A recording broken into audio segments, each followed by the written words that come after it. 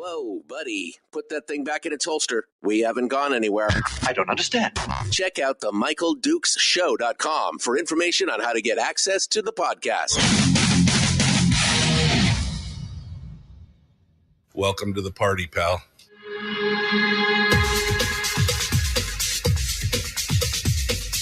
The Michael Dukes Show. The greed and the entitlement is astounding to me.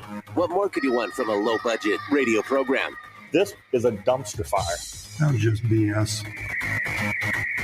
It is time to get a new perspective.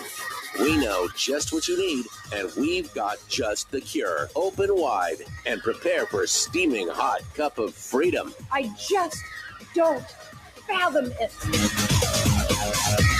The Michael Dukes Show, streaming live across the world.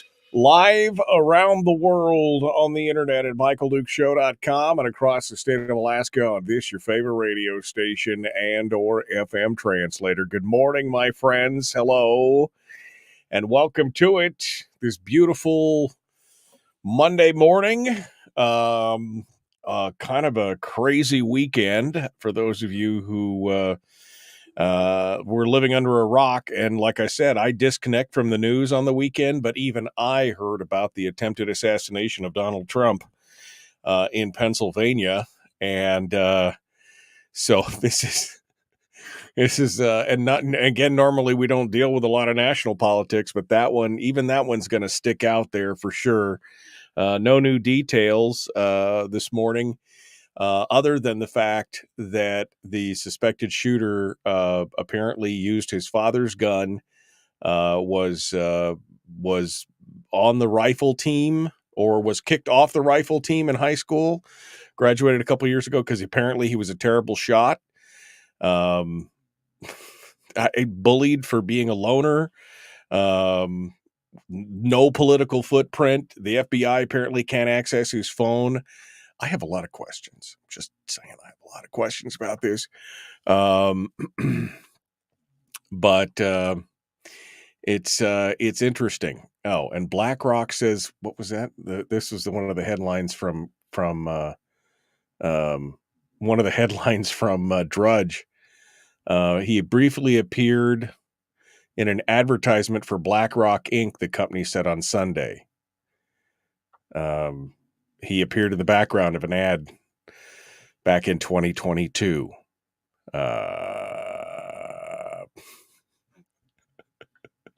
Man, the conspiracy theorists are going to go crazy over all this stuff. It's going to go crazy. Anyway, so that's what's happening this morning as we the backdrop for everything that we're going to do. We're going to talk about local stuff, though. So we're going to talk about candidates and candidates' business and everything else.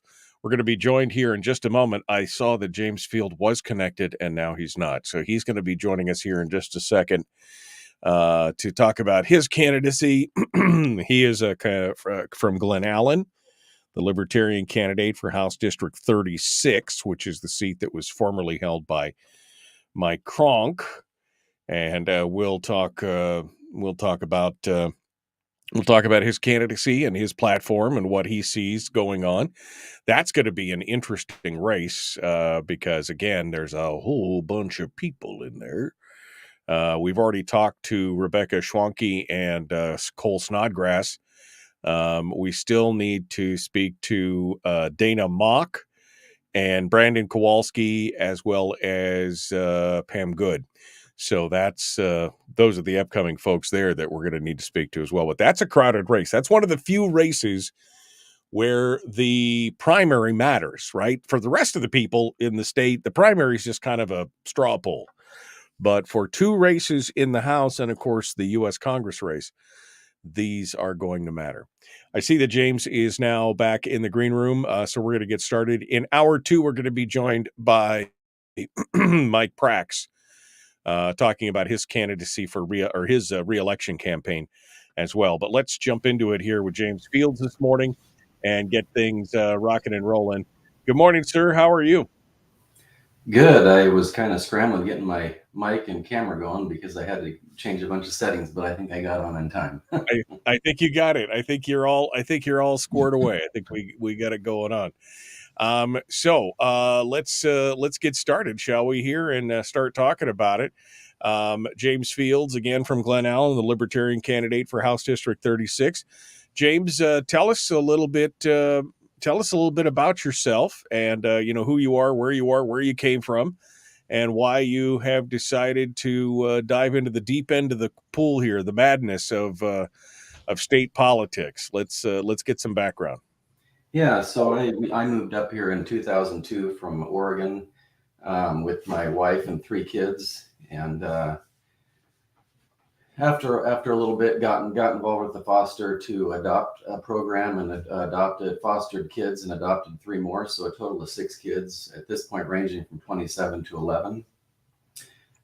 Lived in Glennallen. My dad had some businesses here, so that was kind of my tie up here, was some small businesses, and so I grew up in small business, so moved up here to try to help them out with a few properties. They were having trouble with just making ends meet, and the plan was a 5-year plan, like I'm sure a lot of people do when they come to Alaska, is come up here and check it out and do something and move back or whatever else. But this is where God has us now, and we've been here for 22 years and raised my family here, so that's my family side. Got involved with local volunteerism to some extent.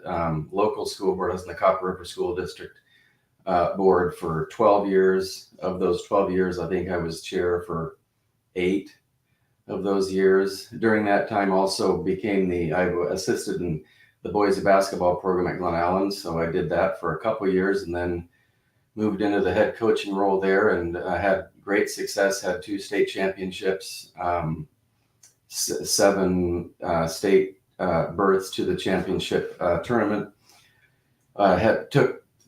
Coached 2 of my 3 older kids, my boys. I wasn't a girls basketball coach, but I had a girl who was also successful in basketball. So that kind of kept us busy in the winter. While I was on the local board, I was asked to consider applying for the state board of education. And I'm always up for a challenge, so I went ahead and took that challenge on, and I've been on the State Board of Education for over 11 years now, and have been chair for, I think, 7.5 of those 11 years. So that's kind of my background in volunteering and, dealing with local government, dealing with state government, and so forth. So that's kind of a little bit of background. What made you decide to make the jump, James Fields? What made you decide to make the jump from, volunteerism and kind of, you're in statewide board of ed and everything else, but to jump into the deep end, right? Like I said, the big statewide politics, elected office, all that kind of stuff. Was there a single instance? Was there a combination of things? What was the impetus here to make a move in that direction? There's been a few local initiatives we've been working on. One is an electrical intertie into the rail belt system, and that's been something we've been trying to get some traction on for several years. And just seeing obviously the need for the rail belt to have sustainable energy source. And the Copper River Valley has several potential sustainable energy sources. One's Teakle River Dam that has no fish in the Teakle River, has a lot of great positives, but of course we've got to be able to get the power out. So one of them is maybe trying to get energy costs more sustainable for rural Alaska on what we consider the road belt, which would be, Glen Highway to the Richardson, down to Valdez, up to Tok and around to Delta, and then back around, and create a redundancy in that rail belt system. So one of them was maybe just trying to move that forward. Another is just rural Alaska and making sure that Alaska understands what it is. It's been a mass move to urban Alaska for obvious reasons. It's expensive to live in rural Alaska, but that's not what Alaska is. And just trying to make sure we try to sustain rural Alaska and make sure, and part of that is electrical costs and energy costs, and So that's a big one for me. Another, obviously, is like another one of the candidates said, is, it's the last call. Senator Bishop really didn't do us many favors when he pulled out as late as he did with no notice. So getting calls and texts saying, hey, what do you think? Would you consider doing this? And my response is, I'll put my name in, but I'm not going to make any decision in 3 hours, Right. So that's been an ongoing, is just trying to figure out how much I've been in the game for 10 years in Juneau to some extent on the state board. So I know the players. Part of a candidate is how effective can they be? I mean, you can go to Juneau, but if you're not effective, what good are you? So I feel as though I would come in as a freshman legislator, but I know a lot. I know most of the players.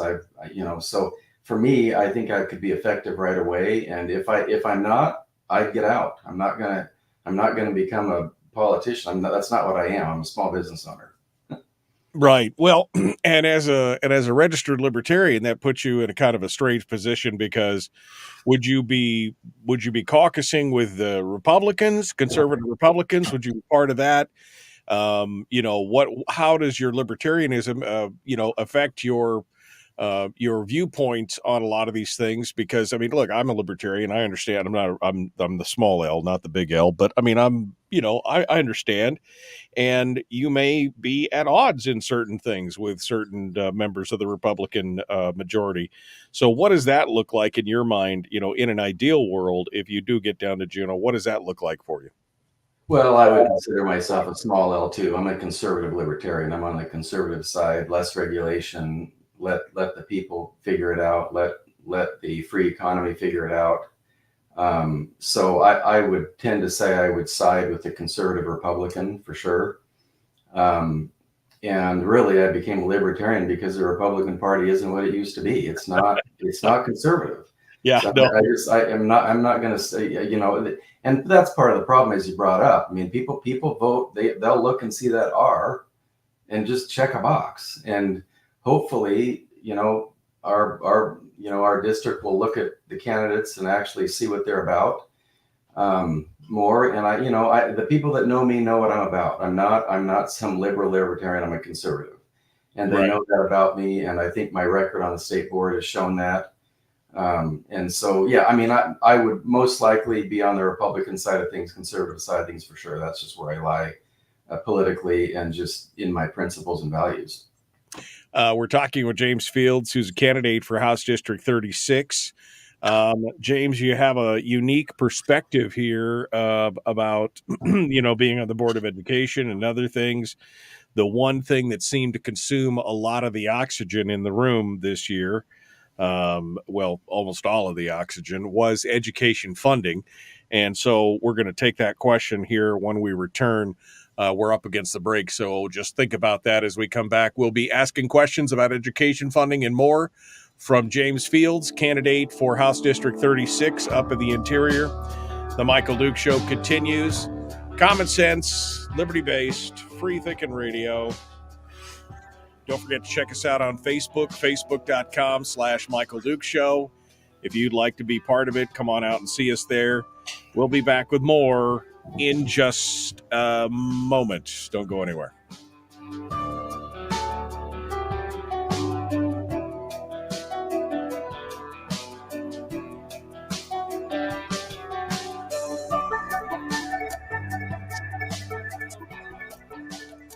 If you missed the show, you can listen to it on your time with Dukes On Demand. Oh, and it's free. Like America used to be. Streaming live every weekday morning on Facebook Live and MichaelDukesShow.com. All right, we're in the break right now. James Fields is our guest.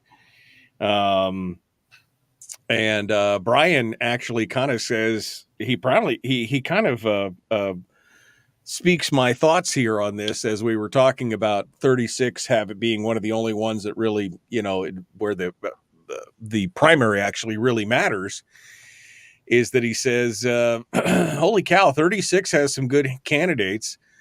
That would be a hard choice. And yeah, it's it is. It's a hard choice. Rural Alaska's got some good folks out there running for various, selections of office. So you're gonna have to do your homework and come out here and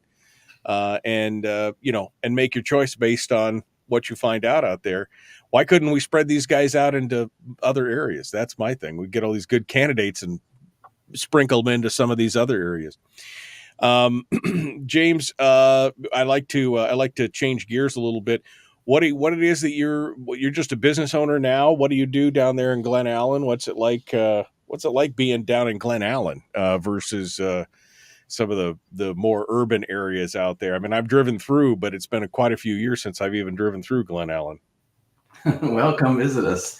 No, it's just a small town. People, you know your neighbors, the community. It's a great place to raise a family. I think it's one of those hidden gems in the state, to be honest.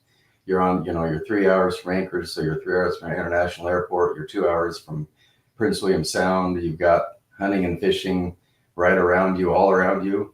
So you got 1 gig internet speed. So you've got high speed internet here. I think it's one of those hidden gems that we're trying to have some slow, instead of having steady outflow, have some steady inflow into this area, just because it is a beautiful area and it's located in a great location.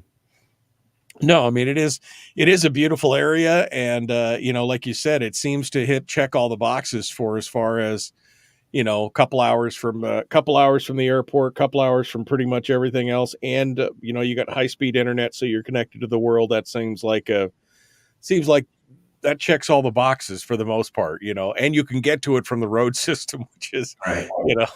It's not the super rural, but it's rural enough. And I think some people are looking for, kind of that change of pace, for sure. Yeah. How does James feel about private nonprofit hatcheries continual increasing the amount of pink salmon? I don't know if James has a feeling about that, but I'll ask him about it since he's asking the question. How do you feel about private nonprofit hatcheries? Well, I'm not sure on pinks, because pinks don't make it up as far into the Copper River Valley. I mean, we deal with reds and kings. For looking at the king population, I think we need to be looking at whatever options we have. It's just not, the king population seems like the one that's suffering the most. And to be honest, I'm not a biologist. I'm not big on hatcheries. I know the red salmon side of things in the way of hatcheries is served well for the reds, but the kings, I'd like to see a little bit more research done into that side to see if we can help that fishery out a little more. Yeah, sure. I mean, the king fishery for sure. That's been that's a hot minute going on right there for sure. Mm-hmm. People are very concerned about it. We will ask James this question when we get into the education thing here in a second. David says, "What do you believe is the best way to improve our K-12 education system, and what's your position on charter school authorizers?" So we'll talk about that as we get into the question on the board. The question on the school funding issue. David also says, "Thanks for your great work on the State Board of Education." So a lot of good stuff up there as well. All right, the ding means we're about ready to rejoin the radio, so we're going to jump back into it here. If any of you have any questions for James Fields, now's the time to ask. We'll try and get to him either during the show or in the commercial break. Next commercial break, we'll be back with more of the Michael Duke Show. Common sense, liberty-based, free-thinking radio. Here we go. Jumping back in 8 seconds. Like, share, subscribe, ring the bell, do all that stuff. All the internet-y, YouTube-y stuff. Here we go. Public enema number one. Oh, wait, sorry. Enemy. Public enemy number one, which makes more sense. On the other hand, he's a little bit of a pain in the Michael Duke Show. I don't know what you mean. I'm a perfect angel. No problems here. All right, let's get back into it. James Fields is our guest candidate for House District 36. He's down in Glennallen. House District 36 encompasses a huge part of the state. In fact, I think it's bigger than a lot of states combined. I mean, it's a huge, huge chunk of the eastern and kind of wrapping around and going towards western Alaska. So you got a lot of area, not a lot of people, but a lot of area to cover. So it's a big job. Before we went to break, we were talking about the number one subject of this last session, which was education spend. And it just seemed like every newspaper outlet, every news media, television station, every press release from the school districts, and everybody was talking about how it's unbelievable, James. We've just flat funded education and children are going to be living in the streets because we didn't do the, and it turns out that it's not 100% accurate or true, that we have been increasing funding, that we have spent above the cap, that we spend $2.4 billion a year on education. So what is your take on this last go around of education funding and the debate around it? And what do you think the answer is for this? That's a big question. It is. It is a huge question. Yeah, and the BSA. I mean, I was on a local board for 12 years, so I know that side of things. I know what the governor put forward with his bonus program, and I think there should have been more of a mix of those two. Less BSA increase, more money to the teachers. I mean, I was head of the negotiations committee in the Copper River School District for I think 8 years, if not longer. And I told legislators this, I told association directors this. The reality is as a negotiator, you can't negotiate to the highest common denominator. You got to negotiate to the lowest common denominator. That's the reality. I can't negotiate to the best teacher. I have to negotiate to the worst teacher. And that's the system they've set up. So when you go into negotiations, that's what you look at. Okay, what is the least common denominator? And that's your negotiation point. And I say that because I went to the teachers in our district and said, you're going through negotiations. Do you think you're going to get a $10,000 increase in your salary every year? The answer is no. I mean, it's not going to happen. So why would you not go with Governor Dunleavy's idea, which was the bonus program, 5, 10, 15,000, increase the BSA to some extent, but there's districts that said they're going to put $684 of the BSA, and most of that's going to go to teacher salaries. It just doesn't. I mean, that's just not reality. So right. That's one thing is let's try to get the money. Either we try to figure out how to break the union and help the teachers out, but that's part of the problem is the money goes into the districts and it doesn't get to the teachers. And if we want good teachers, we got to pay them a little more. Yeah, we've talked about that. We've had Sarah Montalbano on, who was with the Alaska Policy Forum. She was the educational analyst, and she charted it out. I mean, look at in a lot of districts, it's 2 and 3 and sometimes close to 4 to 1 administrators versus teachers. We've got an administrative bloat problem in the education systems. Plus, we've got multiple school districts doing exactly the same job for areas that are, we've got a multiplicity of effort here where we're duplicating, salaries and energy costs and benefits and everything else. Should we be looking at things like consolidation? Should we be looking at things like, what should we be looking at in those regards?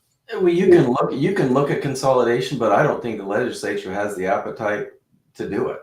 I mean, the reality is you got to figure out ways.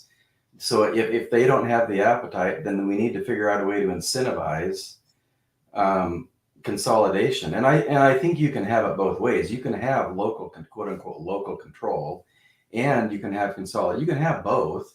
It just may be a matter of, you keep your boards in place wherever let's look at our area, Gateway, right. Delta, keep your boards of education in place, but consolidate your administration. So I think there's ways to do it, but at this point, I don't think the legislature has the political will to get it done. It's just right. Politically, so you've got to come at it a different way. Would consolidation save us some money? I mean, there's been some discussions on how much money it could potentially save. I mean, do you believe that it would save us a bunch of money because of that duplicative effort? I think you would save some. You're not talking huge amounts, but it's a start. I mean, you've got to start somewhere. This, as you probably, I'm sure you well know, this education behemoth is exactly that. You're not going to move it quick. It's going to be a slow turn, and it's a start. I mean, you've got to start somewhere, and that's a start. Yeah, no, you have to turn somewhere for sure. That's the question. This discussion on administrative and overhead. There used to be a statute that said that 70% of the BSA needed to get down into the classroom. That has kind of gone by the wayside, and we're seeing between 40 and 52% or something getting into the classrooms now, depending on the district.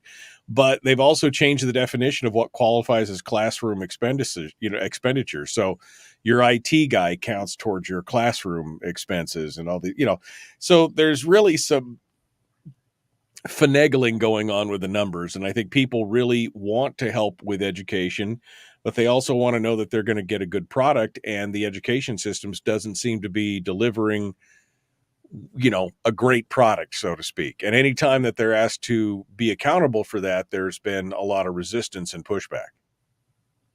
Yeah, you hit on one, which is getting the money to the teacher, the classroom. There are so many small, being in the Board of Education, there are so many areas that can help with budgets. It's a matter of how many. What do you go after? I mean, for one, every district every year to stay on the school improvement plans in the way of buildings and maintenance, they've got to go hire an architect to go do a survey on every building to stay up in that list of, to stay up on that capital improvements list. Well, that's millions of dollars, I guarantee. I mean, you look at, I know just for our district, it was $80,000 a year we had to pay an architect to do a survey. That's one district. So it's a matter of going after. So you add that up, that's potentially millions of dollars you could save on the BSA and money going to schools just off of all of these capital improvement programs. But it's a matter of which ones do you attack first and which ones hit the classroom, the quickest. So that's part of the problem is which ones do you go after? And so over the years, I've been trying to, check them off. The READS Act was huge. I mean, we've seen growth that Alabama hasn't seen in the first year of the READS Act and full implementation. So that's very positive for the state of Alaska. So we're seeing some movement in the way of education increases, but I think that's why you haven't seen the legislature just fund the BSA and increase it, because they want to see results. I don't blame them. Well, yeah, you can't blame them. And again, when people ask for results or ask for some kind of accountability measure to be put in the law, and there's resistance from the powers that be, it raises a lot of questions. Now, they're probably going to come back this next year again, James, and ask for more. I mean, they wanted 14, 13. I mean, they were asking for some big dollars on that, a huge increase. What's your thoughts if you get into the legislature and you have these people sitting across from you demanding that we need our 14, 13 or whatever number that they come up with? What is your answer to them or to any new spending bill that would increase the BSA or other form of school funding increase? I would say the only increase I would be for at this point is something directly to the teachers, because I think that's one of the problems is we have to figure out how to get the funding directly to the teachers. I still think Governor Dunleavy is onto something with some type of bonus program completely outside the BSA which will go directly to the classroom and it goes directly to the teacher. And I would even argue that you could do something towards some of the paraprofessionals at the same time, because those are some of your most critical people in those communities that hold those communities together that need to be serviced better. Number two on the big list, of course, there was three big issues: education, defined benefits, although that wasn't as big as I expected it to be as far as a discussion and a talking point. And then, of course, the energy issues of the Cook Inlet gas and things like that. Defined benefits were brought forward out of the Senate, and then they immediately died in the House. There's a lot of talk about this is the only way to retain good employees, and I mean, there was really never an answer as to how they offset. I mean, really everybody wanted to avoid the fact that we still owe $7 billion on the first go round of PERS and TERS and everything. And so what is your thought on the idea of defined benefits versus defined contributions? Because several people's answer was to bolster up defined contributions instead of revisiting defined benefits. But what's your take on that as we move forward? I would like to see us look more not like a state government, but as a small business or as a business in general. I mean, and put it in the individual's hands. Get out of the middle of their benefits and say, okay, that just like a 401k or some type of retirement plan. The problem is we have way too many hands in these things, in the defined benefits, in the retirement areas, that we have to try to get it back to the individual and let them make their own decisions and not just shove something on them. So I would much rather look at some of the private sector type of retirement ideas and not be so stuck in the bureaucracy of state government and keep trying to do it as a state and just get out of the middle of it. Well, one of the things about defined benefits is that it locks you into a specific position. They say that that's a feature, not a bug, that it means that people will be forced to stay with state government if they want that golden parachute retirement, whereas a defined contribution gives you the ability to contribute, and then move and transport it wherever you need to go. It gives you a lot more flexibility to be able to do things. And that was one of the reasons why some people had talked about bolstering it to make it more attractive there. But I mean, nobody's talking about the second fiscal note came out on that, and it was going to be well over $1 billion over the course of 10 or 14 years. I mean, it's a significant increase, and it's just going to keep going up. And by the way, we're still paying on the first tiers of defined benefits. So it doesn't seem like it's something that would be fiscally responsible in the state. No, not at all. No, not at all. I mean, I think trying to get it out of creating the golden parachute, I think is just all it's going to do is cost the state more money. And trying to figure out a way to get out of that is. Oregon ran into the same thing when I was there. They had the same issue. I mean, they create these systems that are trying to keep people in the system, basically, and they just cost the taxpayer more and more money. Now we're technically not having at least pay taxes, an increase in taxes, but it's coming off our PFD. It's coming out of areas that basically we are paying it. We're just not seeing it as a tax. It's just coming right out of the PFD for sure. And we're talking with James Fields, by the way. James, one final question. You mentioned, being up there on the rail belt. You mentioned the electricity and the intertie and creating redundancy. And so obviously you've given some of this stuff some thought. Any thoughts on the, the gas prices, the gas crisis, the shortage, the potential for what's going on here? What are your thoughts on this overall? My thoughts overall, if you're just looking at resource development in Alaska, is if we don't have resource development, we're pretty much going to die as a state. If we just, I mean, that's what we rely on. It's the reality of Alaska. We live in a climate that's basically trying to kill us. I mean, humans aren't supposed to live in 50 below. So we've got to have the resources is the only way that we can survive as a state. So developing those resources, that has to be top on our list to do. In the way of just basically sustaining ourselves. Now, that doesn't have to be for our own energy. It's basically, obviously, to sustain our budgets and sustain the industries that exist in the state. Let's face it, the resource oil and gas industry is massive in the state just for employment purposes, not let alone income. So I think they're critical to keep going and incentivize and figure out ways to keep people moving into the state to provide that income source for the state of Alaska and its residents. Well, and of course, the affordability of energy, whether or not we burn Alaska gas or somebody else's gas, we've got to have that stability, and we've got to have an option. And I'm not stuck so much on Alaska gas as I am, again, the sustainability issue of it. I think that's where the Copper Valley comes in. I think we have some sustainability potential here that isn't gas, that isn't. It's water, literally, or hydro, or geothermal. We have potential geothermal that's on state land. So the Copper River Valley has plenty of sustainable energy. It's just a matter of getting an intertie here to get it out. And I think that's where we pushed on the federal side and the state side, trying to figure out how to get some traction at this part of the state and region to help out the whole, well, at least 90% of the state in the way of energy costs, including ourselves. Yep, absolutely. All right, James Fields is our guest. We're coming up on the break. We got one more segment coming up. Don't go anywhere. The Michael Duke Show continues. Common sense, liberty-based, free-thinking radio. We return with more right after this. Don't go anywhere.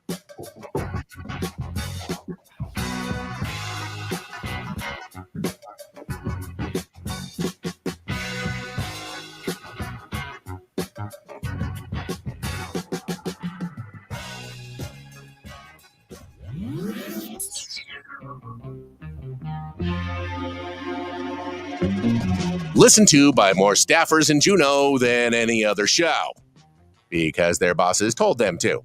And after what they just heard, oh man, they're going to be pissed. You're a bad, bad man. The Michael Duke Show.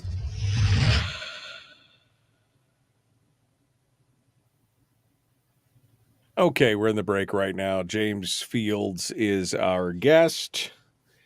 And trying not to bleed all over the place here. Scraped my arm and opened it back up. All right. Let's see here. James, David asks, how do we get more money into the classroom and less wasteful spending at the local districts? What are your thoughts there? Well, David probably has done a lot more research on that than I have over the years, I'm sure. I think, part of it is holding the districts accountable. I mean, the whole local control thing gets used as a bully pulpit all the time. And, I was part of that local control, so I get it. But there also has to be some accountability on the other side in the way of classroom and making sure it gets in there. I mean, there's only so much you can. The teachers and paraprofessionals are the main cost in the classroom, making sure that they get the resources they need. It's holding districts accountable, and we need to figure out ways to hold them more accountable. The READS Act holds them accountable. That's a start, and I think that cracks the door open for more accountability. So I think that was a big act to get through for sure. Right. Well, in accountability, Ron asked the question: does he believe there should be more accountability before any BSA increase? Of course, yeah, of course, yeah. No, absolutely. And I think I agree with you. This term local control has been used as a bludgeon by people, basically, that if we can't have local control, it's no control kind of thing, Yeah. Brian asks, how does one practically represent a district as large as District 36? How do you do it practically in your mind?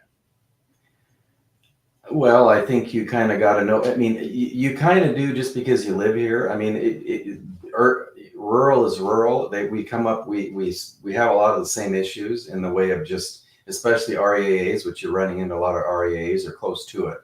So just understanding what that looks like and being part of the local school board for as long as I have, and on the state side of things, I've heard a lot and seen a lot. And so that's why I think energy is a big one. Energy is always going to affect whether it's urban or rural, but especially rural, because it just affects any industry or business or individual. So I think energy is a huge one. And so being part of a small community, you kind of got a pretty good feeling for what a lot of them are dealing with. Yeah. Let's see what else. Anything else here? If people are satisfied with the product, they will buy it. I mean, that was our discussion as far as, the educational product, so to speak. Yeah, of course we would buy it. That's important. What do you do for a living? Charlie on YouTube says you didn't answer the question. What do you do for a living? What is your? I'm a small business owner, so I own. Do you want to know specifically the businesses in town? And I don't know. Yeah, what do you do? What? Give me a flavor for what you run out there. You don't have to get into specifics, but give me some generalities here. What are we? Well, I grew up in the rental industry, landlord industry, apartment industry. That's what my dad did. That's what I did. That's what I do. So I have rentals in Oregon and in Alaska as well, and on the retail side. I got involved with the retail side, which definitely has its cons, but has pros too. But definitely dealing with the labor and the labor pool. So I see that side of things as well in the way of labor issues and costs of labor. So in the way of small business, I get it on the retail side and on the other side of real estate. So real estate investment. It's good answer here. I'm going back here to see if there's anything else that anybody has said that's jumped right out at me. Any further questions? Well, one I heard one on the I think on the charter schools and having different authorizers. We didn't get to that. I believe we need to have a secondary authorizer at some whatever that may be. I mean, I was fine with it being the state board as being an authorizer and having a process that would go through the state board. I think it's just fair to potential charter schools, and seeing where charter schools are going and the wave in which how effective they're being, it makes sense for Alaska. And you talk about local control, that goes directly to the families and gets the families involved, which I think is important to do, is always keep family involvement first and foremost, whether it's public or whether it's charter. That's the key, is keeping the family involved. Well, I think that's really the key to success in these charter schools that a lot of people are failing to acknowledge, is that charter schools require the parental engagement. I mean, there's a requirement. It's not just a babysitting service. I mean, it requires you to be engaged, and therefore the scholastic achievement goes up, because that's how engagement works. Mm-hmm. And so it shouldn't be a surprise to anybody. I mean, homeschooling is the ultimate expression of parental engagement, right? Yep. So it should be no surprise that homeschoolers do extraordinarily well compared to other. Mm-hmm. So, I mean, it again, not a surprising scenario. But yes, we should have more choices, more options, and be looking at that. We're going to continue here. James Fields, our guest, the Michael Duke Show, common sense, liberty-based, free-thinking radio. Here we go.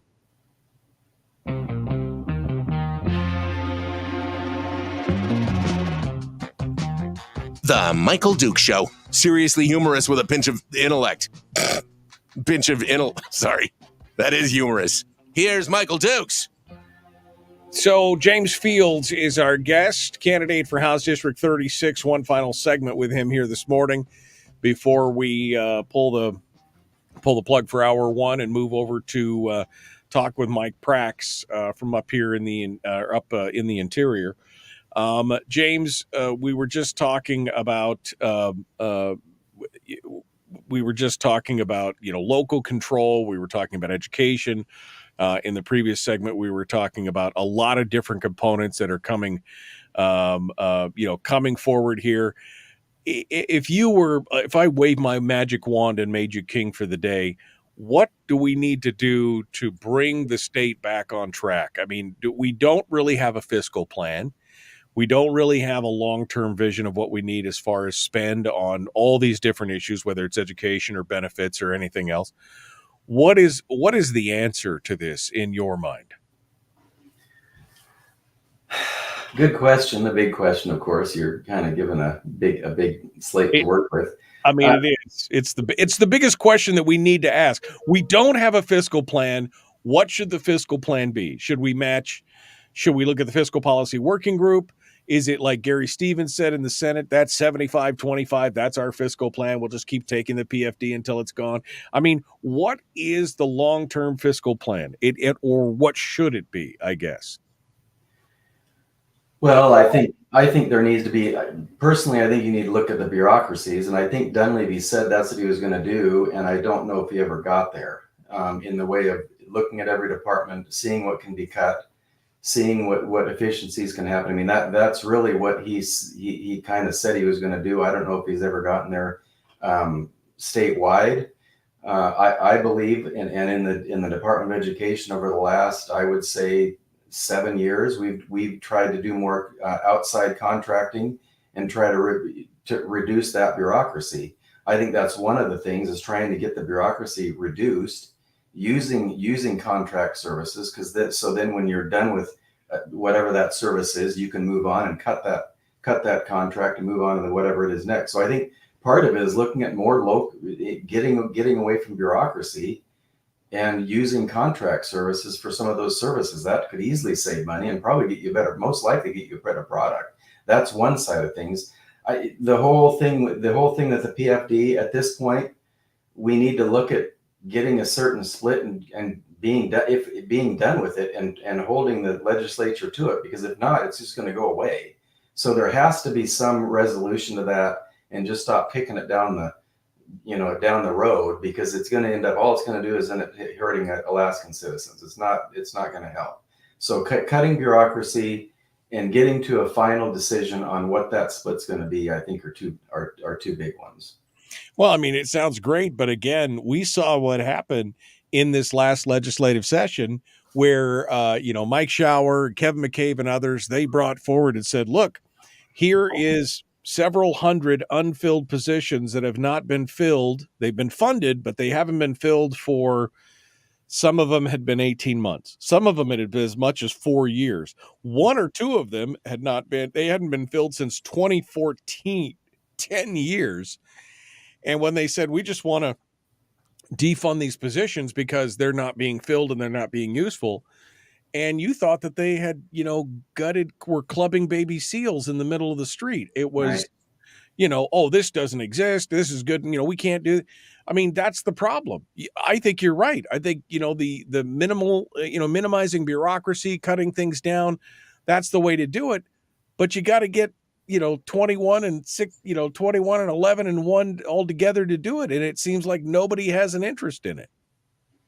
I think they have an interest in it. I just think the people need to step up and get people in that don't want to be, politicians for the next 20 years. Right. I don't need this, nor do I, in some instances, don't want it, because the reality is if I'm not effective, I shouldn't be down there.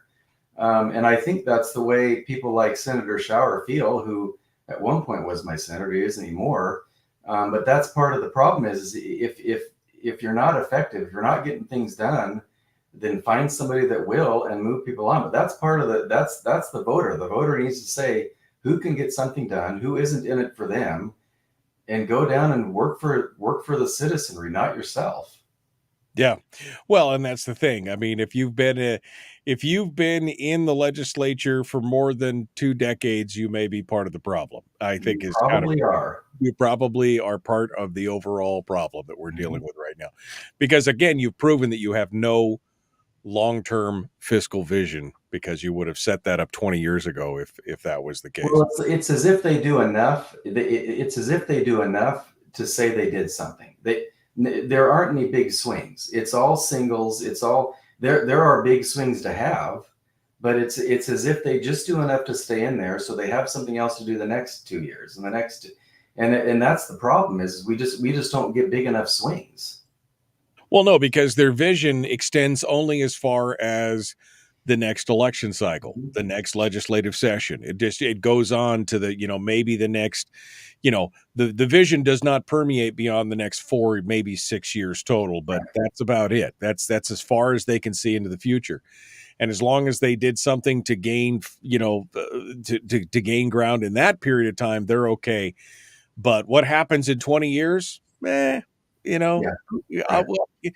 be out of here anyway in 20 years and it won't matter. It seems to be, that was an actual comment to me about 20 years ago from a legislator at the time who said, it won't matter. Because I asked him the question. I'm like, well, what? It was 20 years. It won't matter. I'll be out of here. Yeah.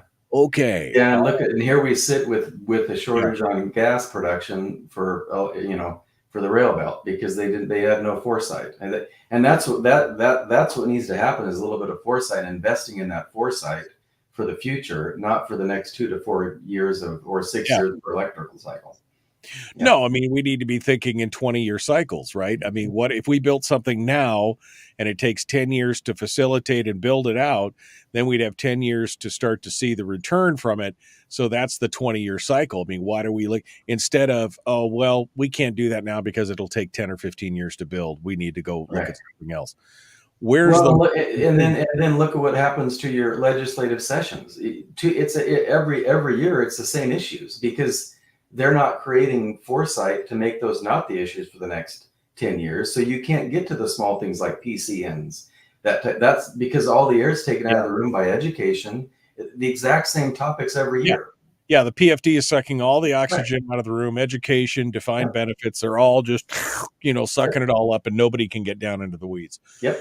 All right. Well, James, we're down to the last couple 3 minutes here. So I guess my final question goes back to the fiscal policy. You said it was a big topic. We've kind of gone all over the place with it here.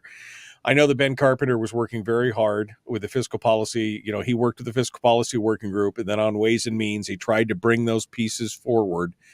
Would you support that movement to of those 8 or 9 things that they said all need to be done holistically? Are you familiar enough with it to say that is a good plan, or what are your thoughts on it? I'm not familiar enough with it to speak to that. So I mean, I like Ben Carpenter. I think he does a lot. So I would say, based on his reputation, he probably has come up with some good plans to move forward. But I'm not familiar enough with it to speak directly to it. All right. Well, we'll give you a chance now. Last couple minutes here. This is kind of your final elevator pitch.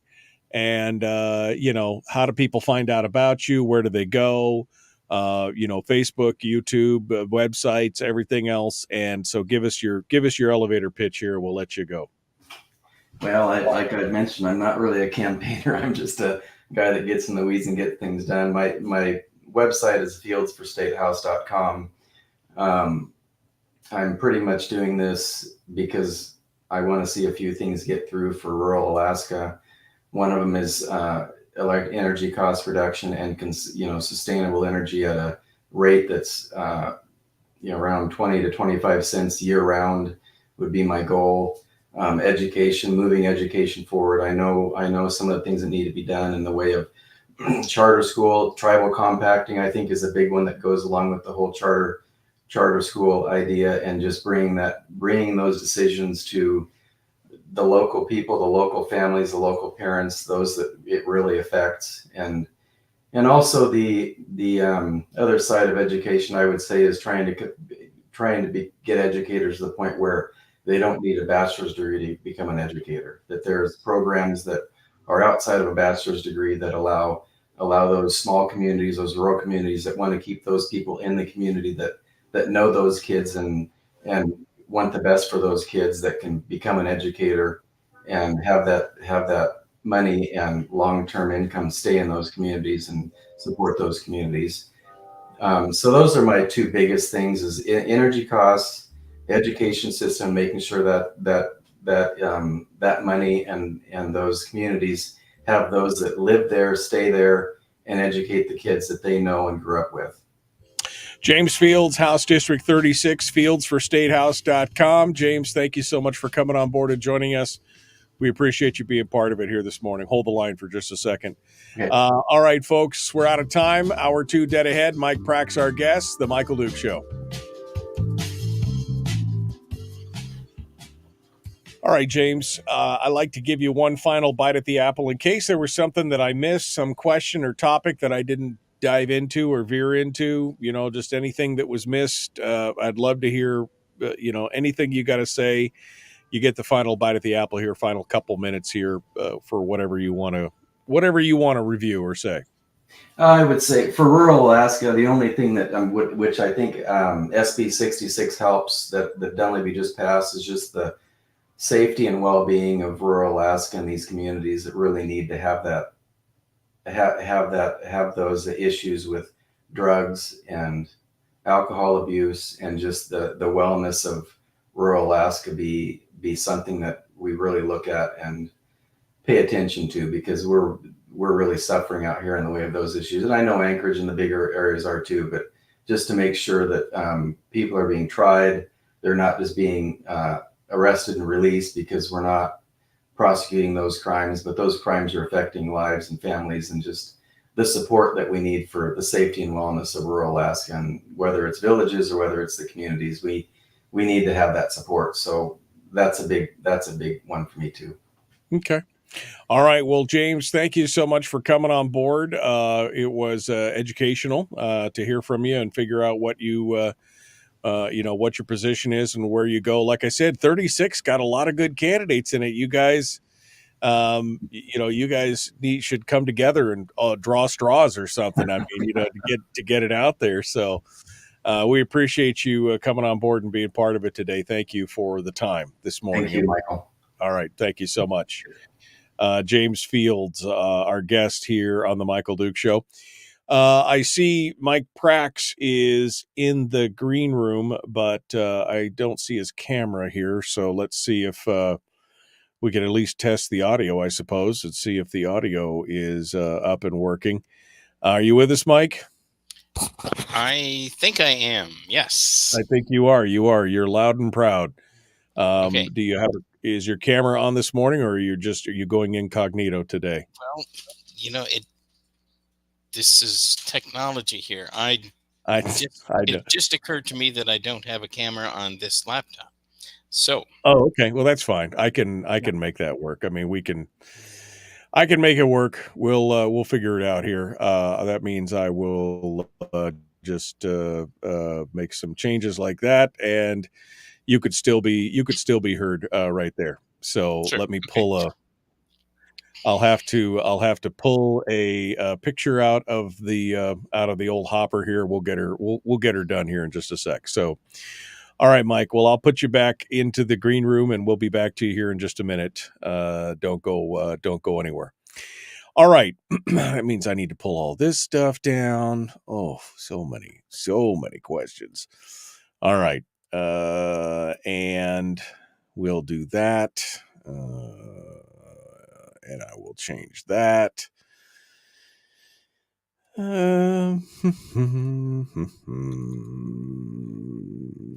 Okay. I am desperately trying to make some of these changes here. And there we go. All right. I got it. There we go. Okay. So that is that. This is one of the things my wife and I were talking about earlier, is that I cannot type and talk at the same time. I cannot type. Well, I can type and talk, but I can't type like descriptors or, it's just one of those things. I cannot do it at the same time. So now I got it all squared away. We have it all squared away. Yep, I got it done. All right, so let's fix that. Bring that over there. And Viola, look at that. Okay, now we got it. And yep. See how beautiful that is? We got her otter. We're gonna and it's even. All right, there we go. Okay, so that's all we had to do. That's all we had to do was to jump into that. We are a minute and a half out. Let me see if you guys got anything else you want to add to this before we jump into this. Typing and talking is not walking and chewing gum at the same time. No, it's not, especially when you're typing something that's completely different than what you're talking about. Some people can do it. It's pretty amazing. I've actually ran into people who can be holding a conversation with you while they're typing something completely different. And it is a little terrifying, quite honestly. It's a little terrifying to understand that they can hold those two separate trains of thought at the same time. It's a little intimidating because it's almost like genius inducing. Like, not me. I mean, I could be typing like a Google query or something while I'm talking. That's not a big deal, but to type out like a full, it's a hard thing. There is a hard thing going on.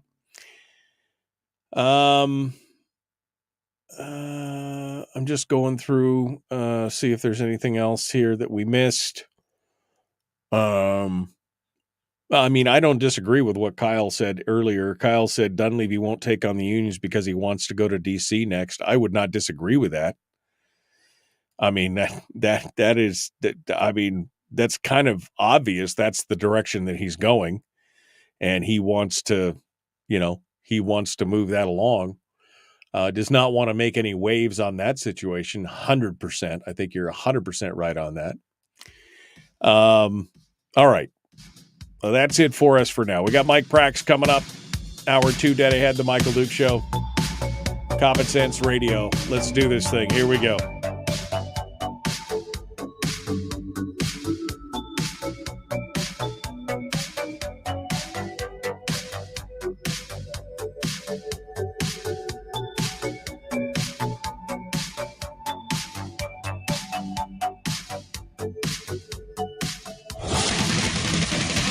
Whoa, buddy. Put that thing back in its holster. We haven't gone anywhere. I don't understand. Check out the MichaelDukesShow.com for information on how to get access to the podcast. Welcome to the party, pal.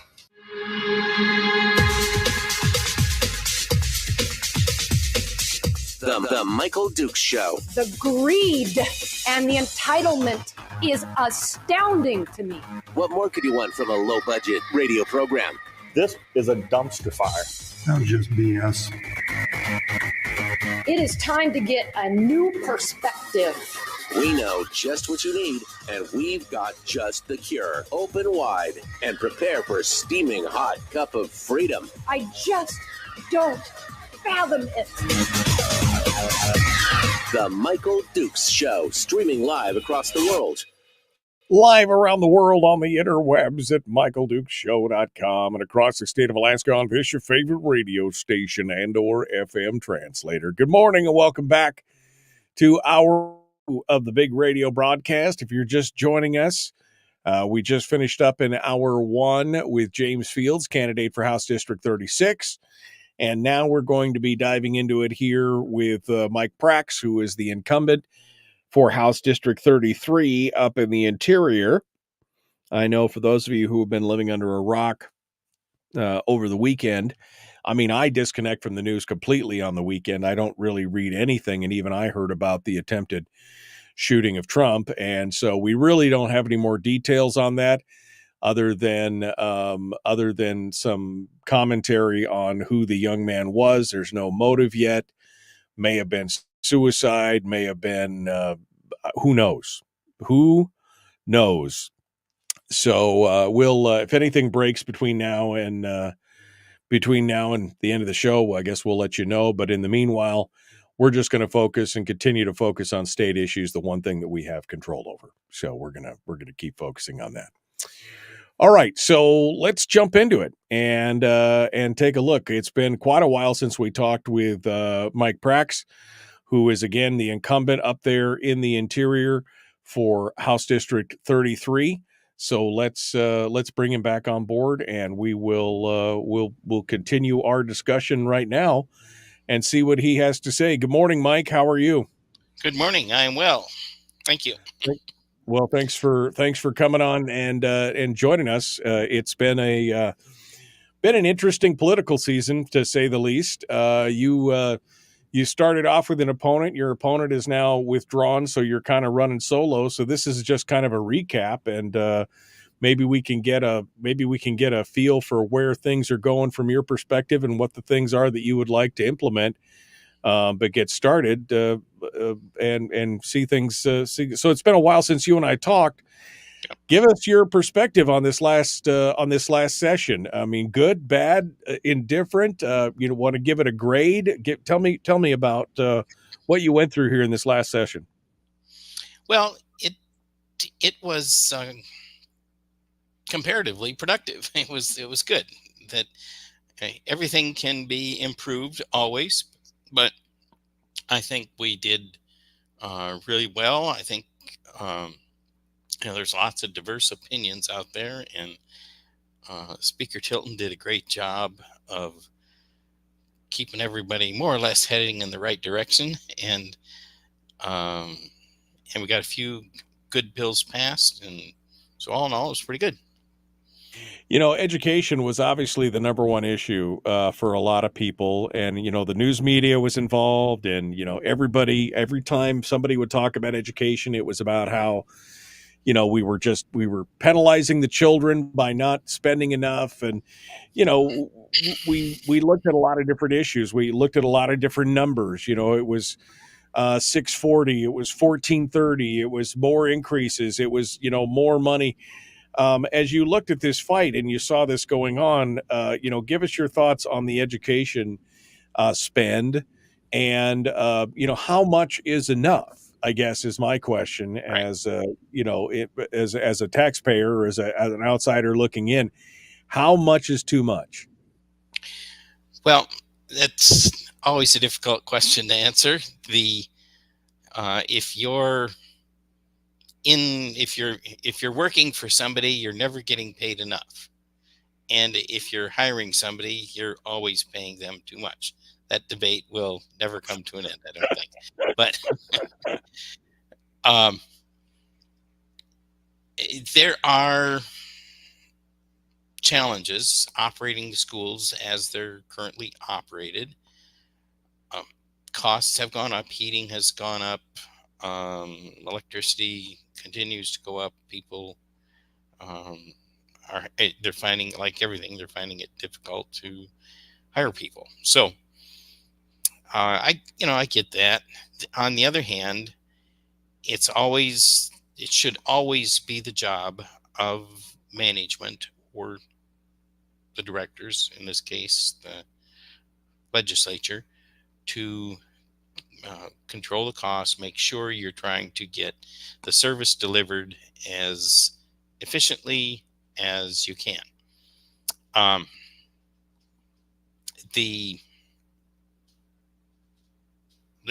Frankly, I think the number that we settled on was 680. That's just a number. You have to choose a number. And that was one of the things that was going actually pretty good towards the start of the session. We finally did pick a number, and also we wanted to make some improvements to the correspondence programs, correspondence schools, and to charter schools. And that's what was most important to me, because I think giving parents more choice in how to go about educating their children, providing an education, was the most important part of that bill that we had under consideration. And that got taken out. And so the governor vetoed that. I supported the governor's veto. I didn't vote for that in the first place because of that. Not so much the money, but because of... You're talking about the separate authorization for charter schools and everything else, the separate authorization authority to give parents more choice in their education. Right. I think that's the wave of the future. We should jump on it. School districts should embrace that idea that ultimately it has to be up to the parents to choose where to send their children for an education. Or if they want to do it by themselves, they should have more opportunities to do that. And at least in Fairbanks, it is working very well. I've talked to several of the different correspondence schools. And, well, right now, the allocation in the formula for correspondence schools is 90% of the base student allocation. And many of the correspondence schools are providing special needs education. And if there's enough services out there that if they had the special needs allocation in there, then parents could choose whom they want to provide those services to their children. And they are, in many cases, already in the correspondence program. And it has a couple of advantages. One of them is that the parent knows their child. They can give them the one-on-one attention. And if they do need tutoring or even mental health services, they can go out and find those services in the community. And many schools, through the correspondence allotments, are providing that to some degree. And I think that could be a big improvement for students that need that extra help. That's one. And then the course or the charter schools. Now there's half a dozen of them in Fairbanks, and they are doing very well. I've been around and visited several of them. It's funny. I don't necessarily agree with the curriculum or what they're emphasizing on this school or that school, but the point is that the parents that choose that, it turns out better because the parents are involved, much more directly involved with the delivery of the service and in control of that school. So it works for them. And that's the key point. Doesn't have to work for me. It works for them. And they have far fewer problems in the charter schools than they do in what they call now the neighborhood schools. Right.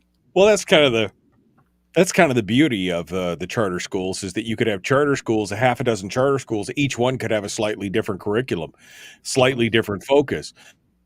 But those are things that are chosen by the charter school parents specifically, and it has to do with, again, parental involvement, right? I mean, that's really the power of this, is the parental involvement. Yep. And like I say, it's working good.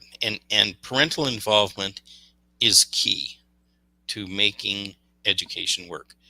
I know it's improving. Parents are getting more involved, but previous to the charter schools, if you didn't like your school, there really wasn't much that you could do about it.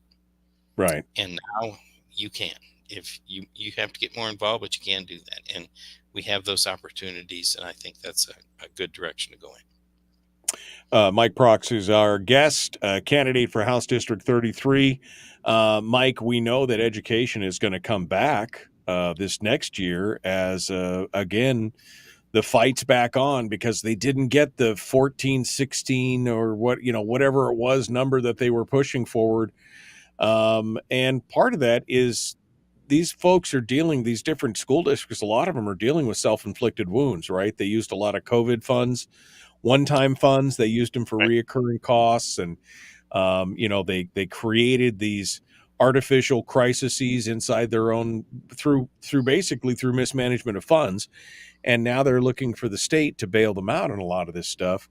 So this fight is not done, right? Nope, it certainly isn't. It'll come. We're right back to where we started 2 years ago, 10 years ago. That'll always be a fight. Some things that we could take into consideration. Let's see, I don't believe it was this, certainly wasn't this session, but there was a move for forward funding education. And that was a couple sessions ago. Yeah. Yep.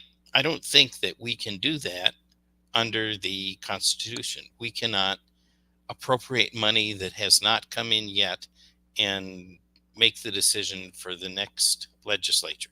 That violates the Constitution. But something we can do and probably should do, certainly should consider, is during the first session of a given legislature, that legislature could set the spending for education. Well, for all of them, we could do budgeting 2 years. And that's worth considering. And also we could and should make a concerted effort to make the funding decisions within 90 days. We could get that budget out in 90 days, and that in itself would be a big improvement. Whatever the amount is, if we made it would the be decision, a huge help for negotiations and schools and everything else, because they would know before the end, right, where they were at. Correct. Yes. And it would give if we passed it in 90 days, it'd give the governor, if he wanted to veto some of that spending, he would have the opportunity to do it. And then the legislature would still be in session, and we would have the opportunity to uphold or override the veto. But the key thing is the decision would be done. It would be, and then they could move forward. Again, we're coming up on the break here. Mike Prax is our guest. I do want to clarify forward funding, and you're talking about encumbering future funds, not we're writing a check today for funding next year. That's perfectly fine because it's in the same budget, but you're saying you can't encumber funds that have not been appropriated yet, right? Well, one legislature cannot encumber funds for future. The next, for we had future the one. 33rd legislature can't encumber funds for the 34th and so forth. But we could, in Write the a first check. session of a given legislature, do it 2 years in a row. And that's worth thinking about. Yeah. All right, Mike Prax, our guest. We're going to continue here in just a moment. The Michael Duke Show continues. We've got more to discuss, including the energy issue, as well as defined benefits, a fiscal plan, and just kind of overall scoring of other issues that Mike may be dealing with. We'll continue in just a moment. The Michael Duke Show. Common sense, liberty-based, free-thinking radio. Like, share, and subscribe. If you come out and join us on Facebook or YouTube, you could do that and hang with us for the commercial break. We'll be back with more right after this.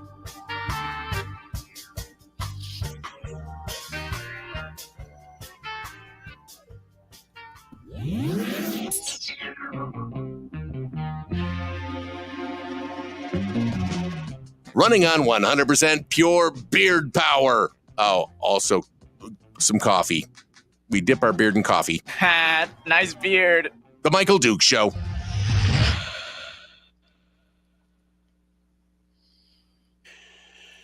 Okay, Mike Prax is our Ooh, my light just died right in the middle of what I was doing here. Whoops. Breaking everything in the studio here this morning. All right, let me get the right. Oh, there we go. Just looking for the right cord. All right, my light just died in the studio. Got to plug everything back in. We'll be good to go. Hey, look at that. We're back. All right, Mike Prax, our guest here. Kyle Johansson is talking about forward funding is perfectly okay if you write the check. Yes, I mean, exactly. You cannot encumber future legislators. You can't encumber future legislators' spending with what you want, Mike. I mean, that's what you were talking about, right? I mean, if you write a check this year for next year or for 2 years down the road, that's perfectly fine.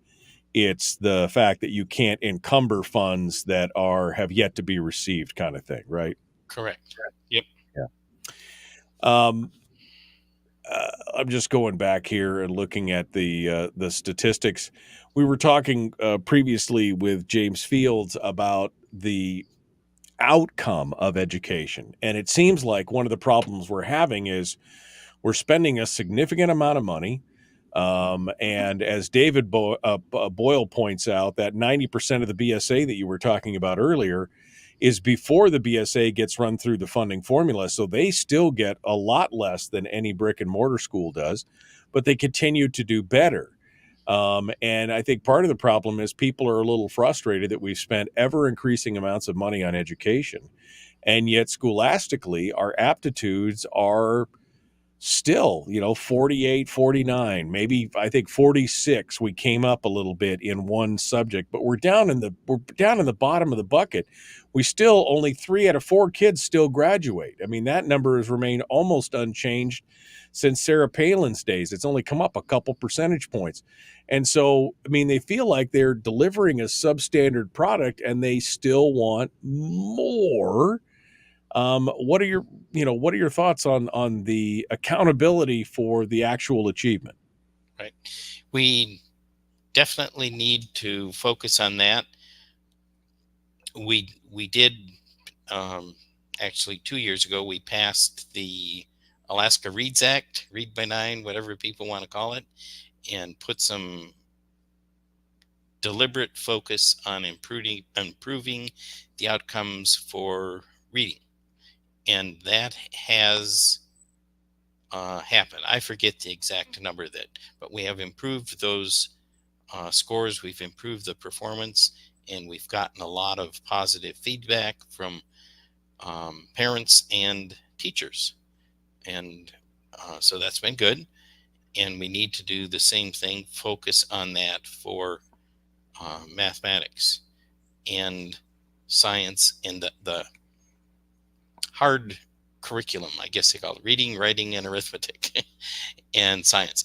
We have really gotten distracted by social engineering in the schools, and that causes a lot of acrimonious debate.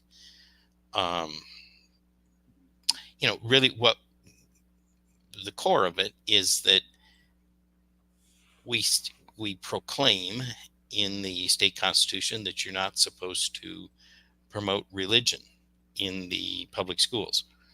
Right. And we've got to think about what this stuff called religion is. And it is a world view based on faith, things that are not necessarily scientifically proven. That's religion. And there's nothing wrong with that. That is just what it is. We need to recognize it.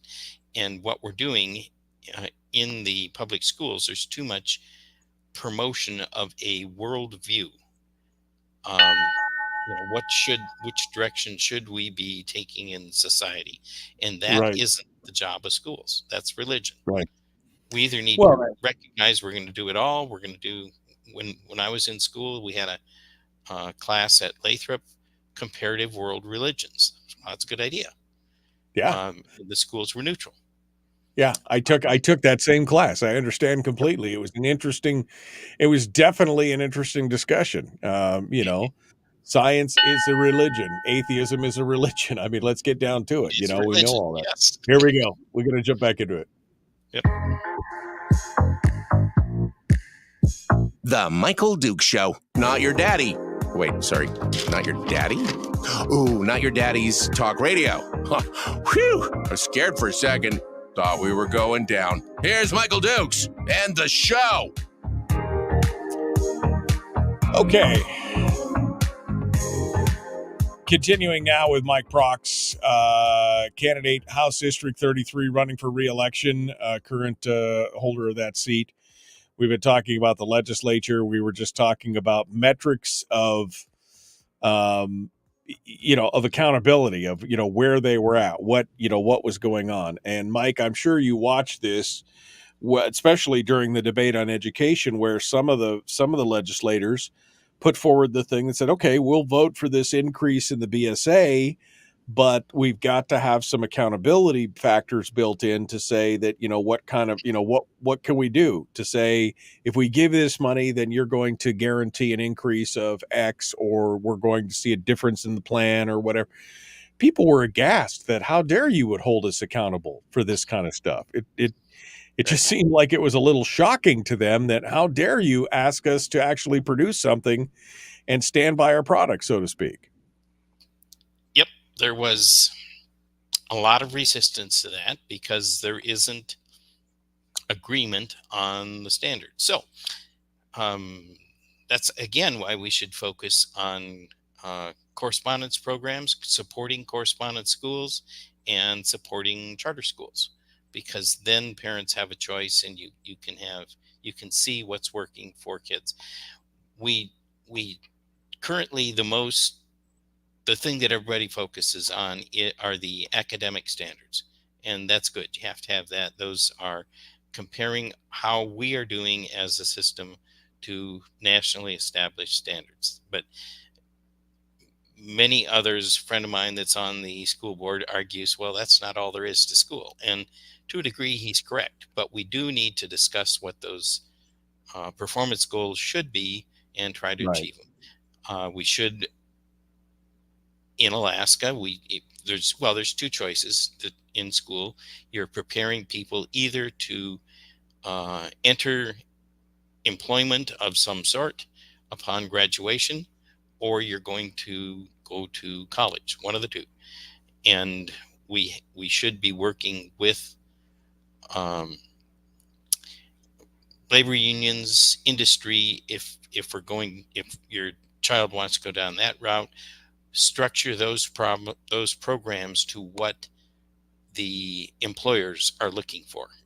And if you're child wants to go to college, there should be discussion with at least the University of Alaska.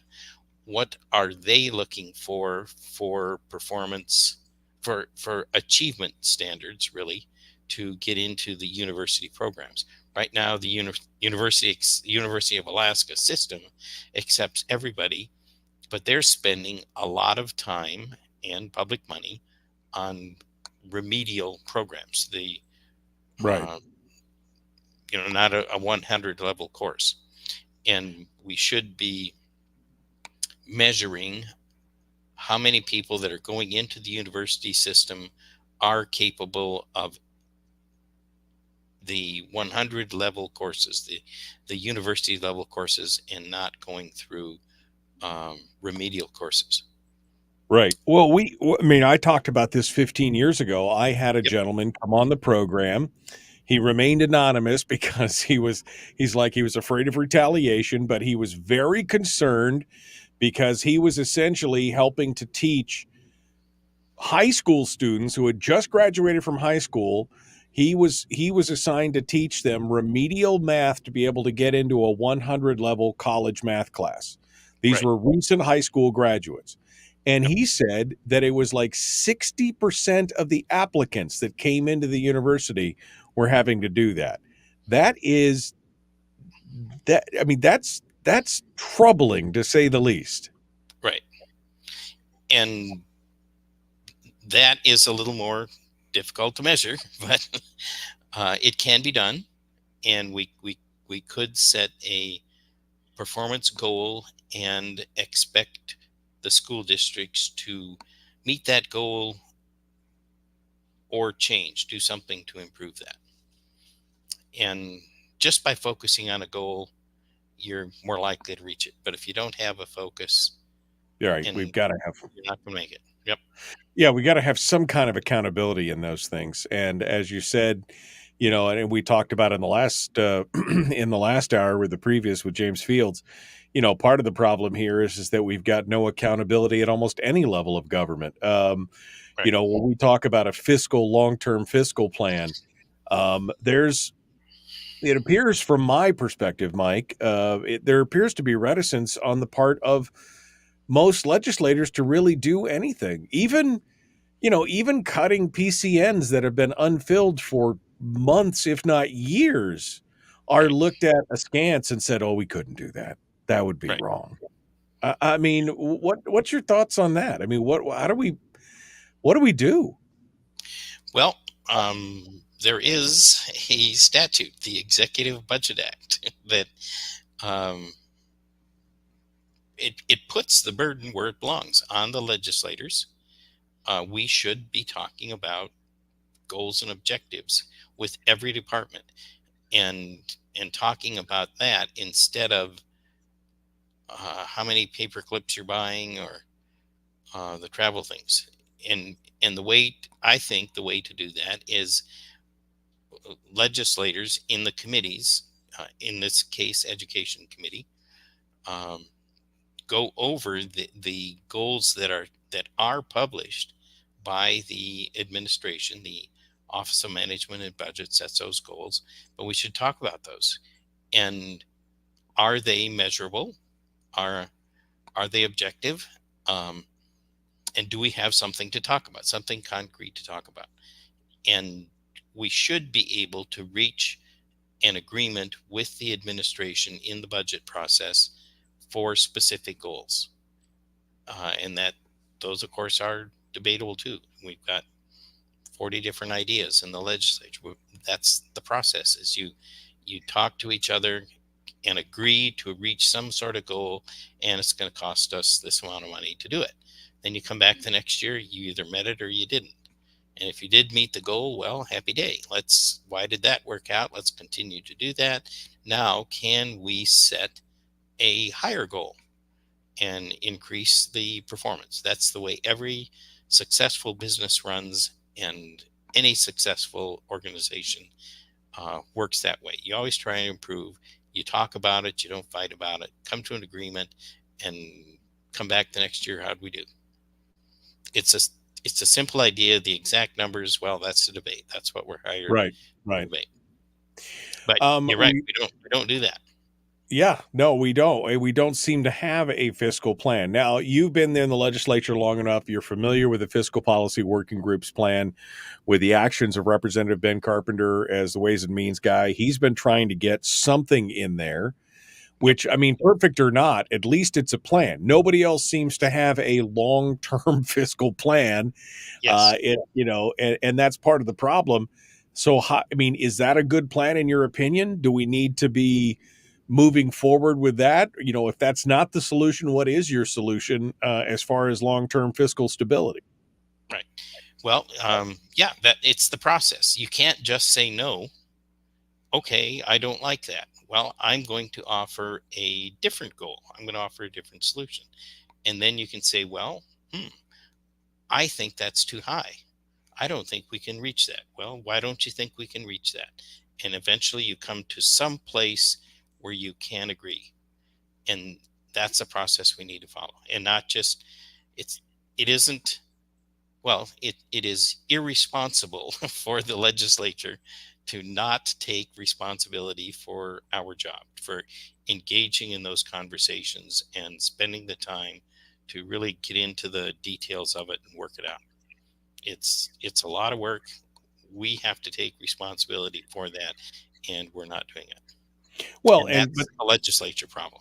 Right, it is a legislative problem, but there is a possibility of a plan, right? I mean, the fiscal policy working group plan could work, but people are just kind of refusing to discuss it, right?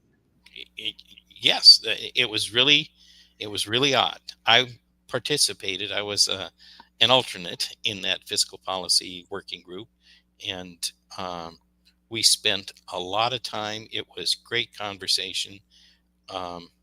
It wasn't exactly what I liked, granted, but I had good conversations with Senator Keel, Representative Christ Tompkins, who, we don't agree on the goals, but it took us literally a couple of weeks to just quit pontificating and just recognizing, okay, we have to come to something we can agree on.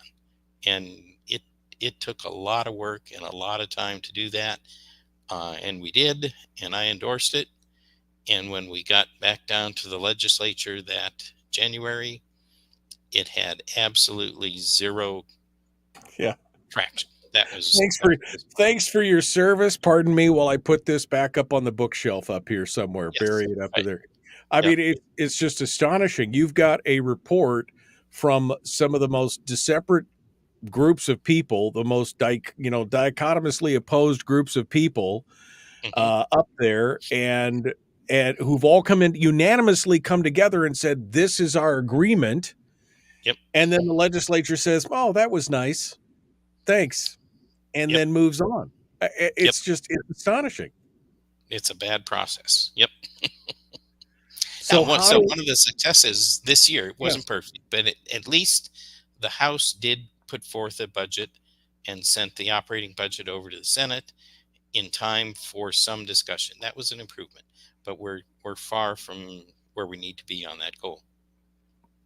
Yeah, and how do we bring up parts of this fiscal policy bill, especially since a lot of them are getting slammed down by the whole single subject rule, which seems a little bizarre to me since they all deal with a single subject of fiscal policy.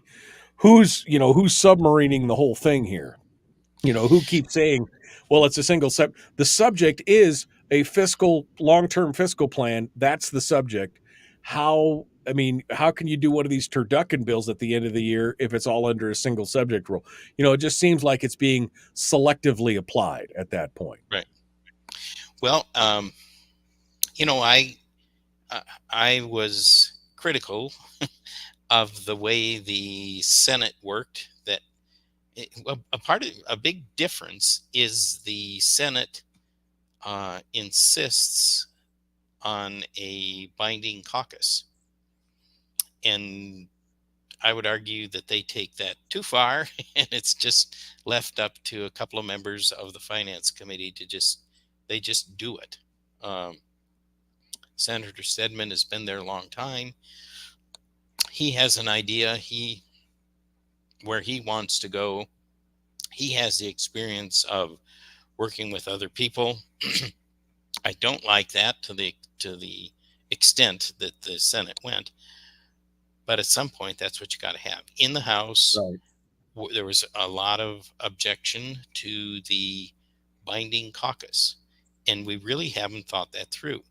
You have to be bound by something in order to have a caucus, and it's a bunch of people that don't have the same ideas, and that's just fine. But you have to be bound to an agreement that we are going to talk this through. We're going to listen to each other. We're going to not just be critical of what somebody else has said and just object and leave that at that.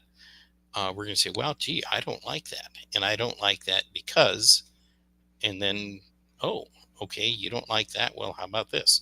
And to recognize that it is, in the end, it is, if you want something, you can't have something else. You can't have everything you want. And accept that, we'll get closer. Well, and I think what you're I I guess we'll talk about this on the other side, but I think what you're talking about is the difference between, a binding caucus as far as the vote.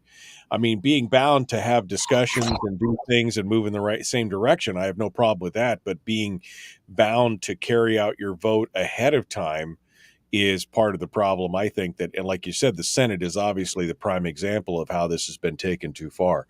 But we'll continue this discussion here in just a second. We got more coming up. The Michael Duke Show. Mike Prax is our guest. We're going to continue with him here in just a minute. We'll be back. The Michael Duke Show continues right after this.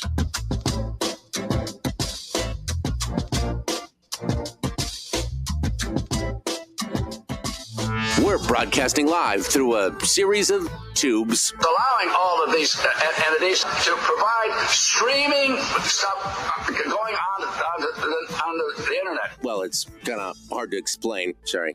Streaming live every weekday morning on Facebook Live and MichaelDukesShow.com.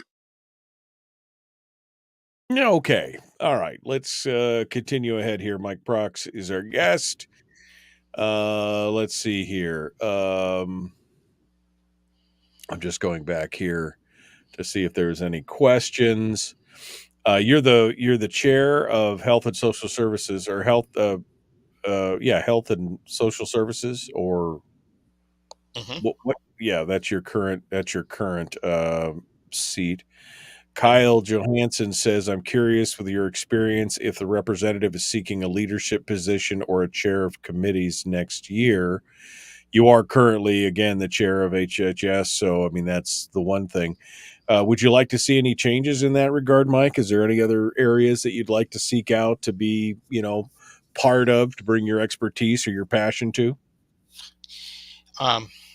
Yes, I'm thinking about that.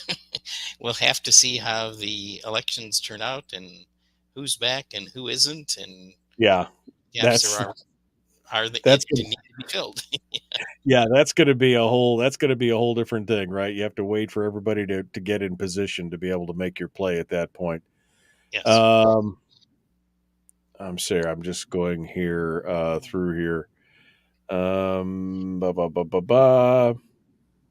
Okay. I think we're all and we are going to get into the next segment. But I'll ask you it now, Mike, since Willie is asking it. Willie's out in Quinnahock. What's your stance on Cook Inlet gas? The current usage, royalties, incentives, crisis or no? What are your thoughts on Cook Inlet gas? Mm-hmm. Well, we need to produce more of it. And we are holding the price of gas down, or we have been, and that is the underlying problem with Cook Inlet.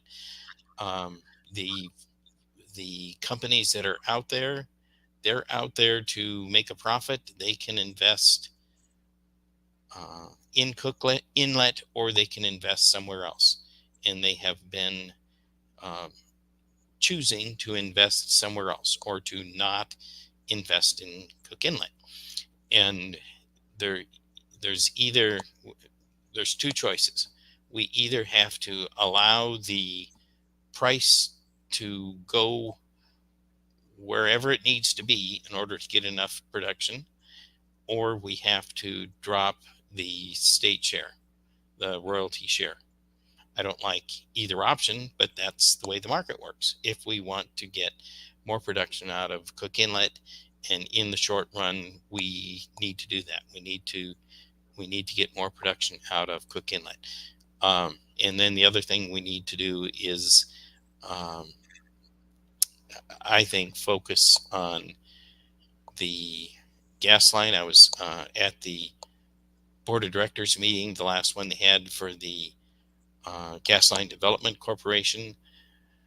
They have reached, what do they call it, a precedent agreement of the supply of gas with Great Bear, and they have agreed to $1 or less, which is about half of what I thought was going to be the price of gas on Cook Inlet. That's a real encouraging development. And then now the Gas Line Corporation Great Bear has some work to do. They can only produce the gas if the rest of their project goes through. So they're off trying to figure out if they can get financing to move forward with their reservoir and that unit of operation up on the North Slope. And then the Gas Line Corporation is getting an independent review of the whole project. Does the whole project pass the red face test, if you will? And if the answer, the encouraging part, we set the deadline for the Gas Line Corporation for middle of December. I forget the exact date, but Frank Richards, who is ahead, he is thinking that they can get that review done by the middle of September. So he imposed a closer deadline than we imposed on him. He imposed it on himself. And if they can deliver on that, then we're going to know in hopefully middle of September, 1st of October, whether this is worth pursuing. And if we'll see what comes out. If they say, we tried our best, right, got to do something else. My main question is, and we got 30 seconds here, who pays for that? Who pays the investment, and what kind of time frame are we talking about? Because we're up against the clock here. Yep. Well, at some point, it is worth the state investing in that pipeline, because the alternatives are going to cost us something and going to cost the state something. So if they can come in cheaper, we should make that decision. Here we go. The Michael Duke Show.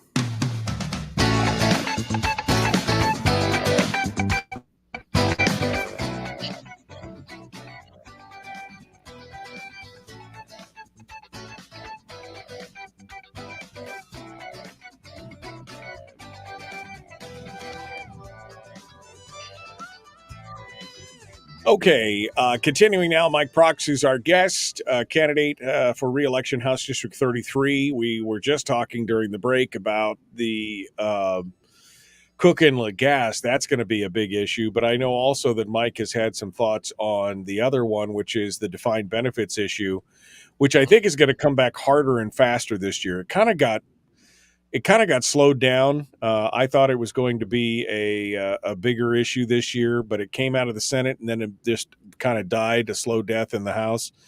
But now we're seeing some more pushes. And of course, there's going to be a lot of discussion as we get closer to Election Day. A lot of the unions are pushing for this. So what are your thoughts on the potential for defined benefits versus, some other change, whether it's a bolstering of the defined contributions or completely separate change? With what we've done before. Give me your thoughts here on this platform. Mm-hmm.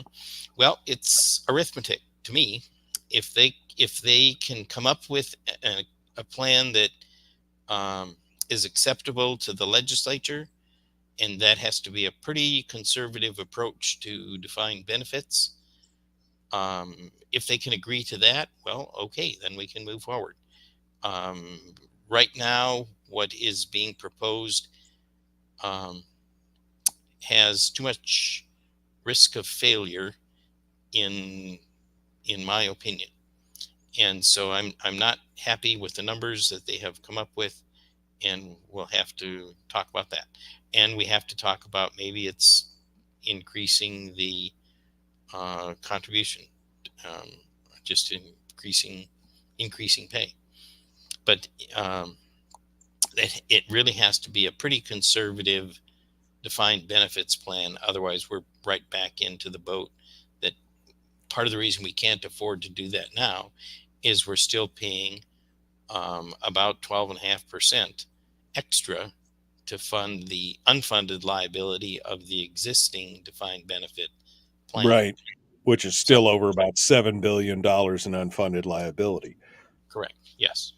And well, you remember, what was his name? Michael Lamb was the chief financial officer for the borough.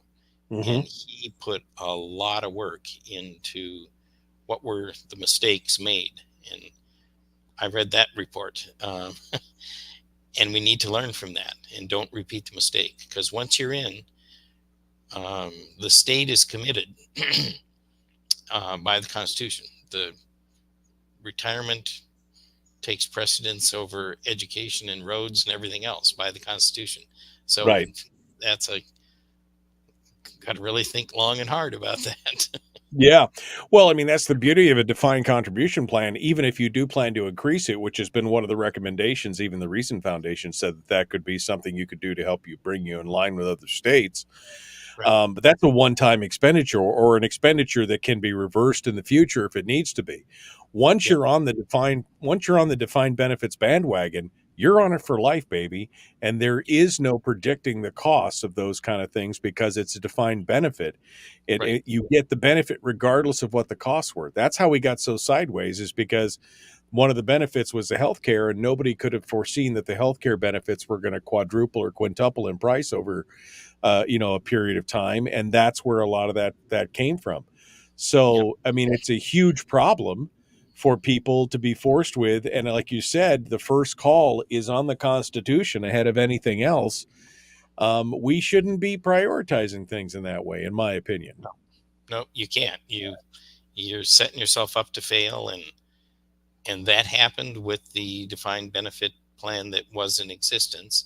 And that has happened to many other defined benefit programs in other governments. And it's very difficult for legislators to not allow that to get into that pickle, because you want to hire rosy scenario for your actuary, because if they give you a rosy picture, then you have more money to spend on other things. Right. But that's not until 10 years from now. Well, legislators like putting things off. We can't do that. Right. Well, and this goes back to, again, in my opinion, this is like, again, shackling encumbering future legislators on, decisions, and basically locking them away from being able to make those changes. Yep. It was a very tough road to hoe for Mike Kelly and company to be able to pull and change from defined benefits to defined contributions. But they finally won it, and we definitely don't need to go backwards in that regard. What of the, I guess I'm just looking at the clock here. We're down to the last 4 minutes or so. We were just talking in the break about the Cook Inlet gas issue. You said you just were at a meeting of the Alaska Gas Line Authority. You said that they're thinking about moving in a direction. And then I said, who pays? And you said, well, it's time for the state to pony up the investment. That worries me, Mike. I mean, that's billions and billions of dollars that we're talking about here, that if it can't be attracted through private equity to look to the government to do it, I mean, we don't have a great track record with things like,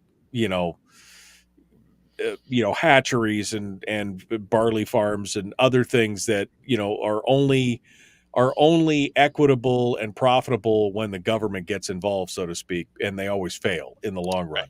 So I'm a little concerned about that. Yep, and you're rightly so. You're absolutely correct. We have to look at that carefully, but we don't have a good choice. NSTAR has to deliver gas. They are considering importing liquefied natural gas.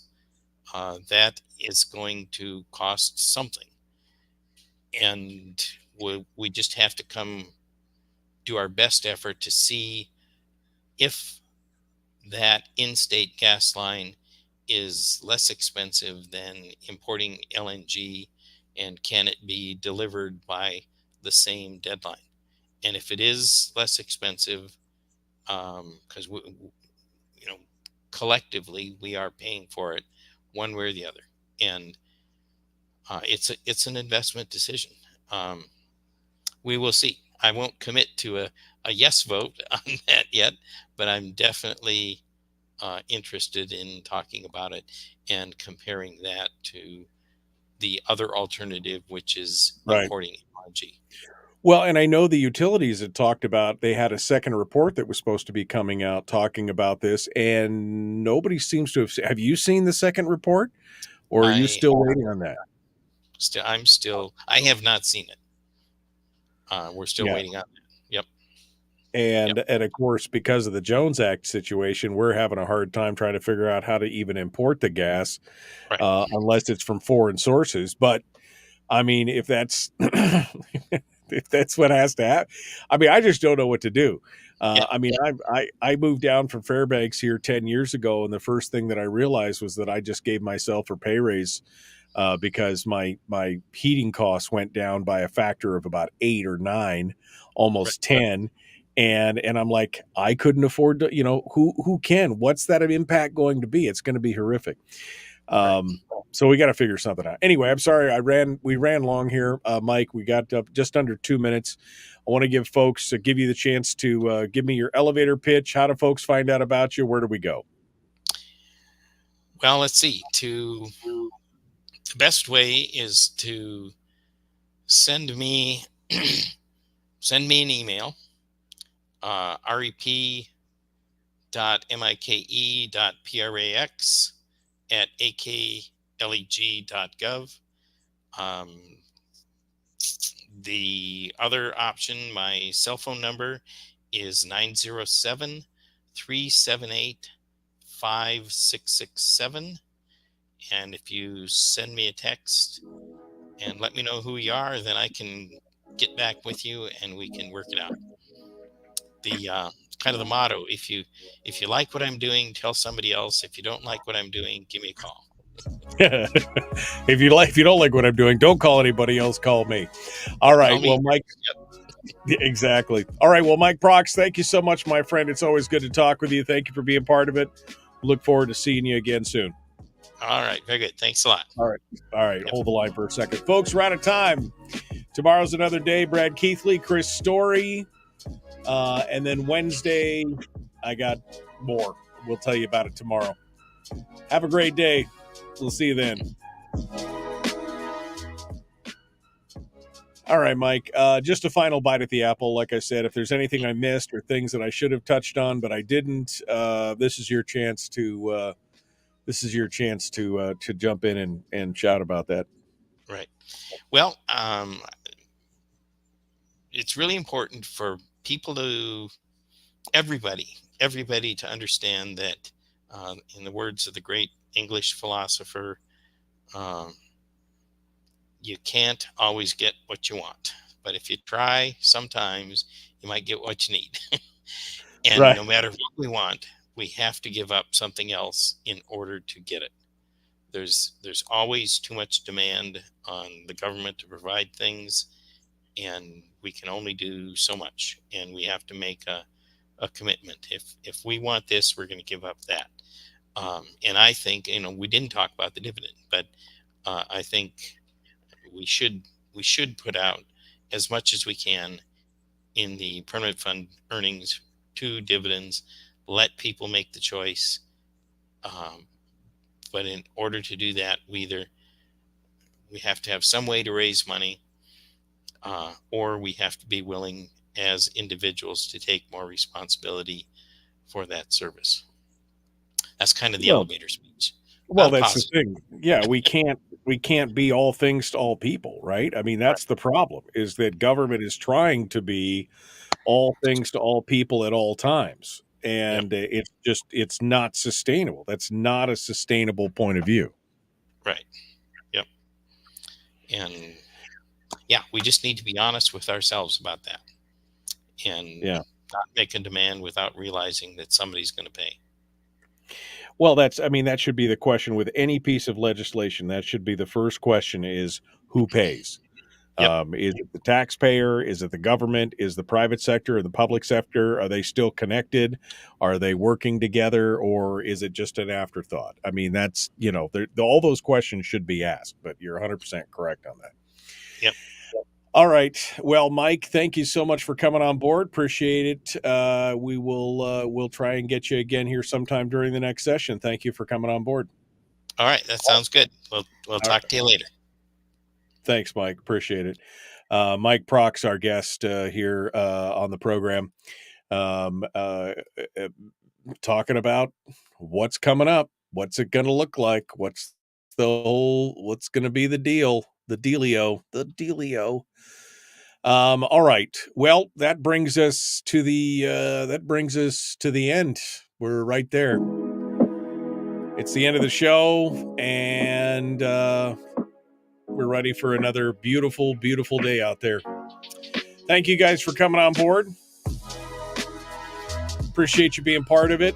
We will see you tomorrow. What's coming up on Cliff Grow and Mike Shower on Wednesday. Lee Ellis and Elise Galvin on Thursday, and then Chris Chang on Friday. It's going to be a busy week. Busy week. We'll see you guys tomorrow. Thanks for coming on board. Be kind, love one another, live well. We'll see you guys later. Have a good day.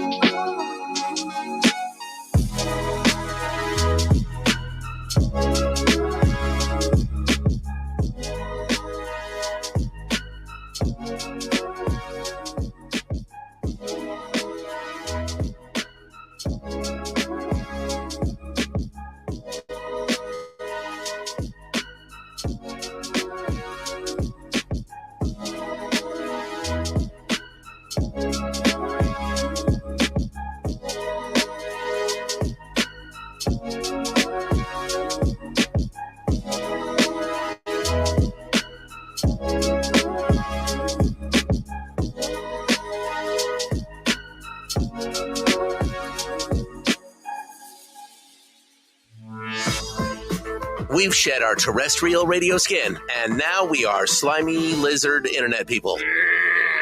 It's the Michael Duke Show.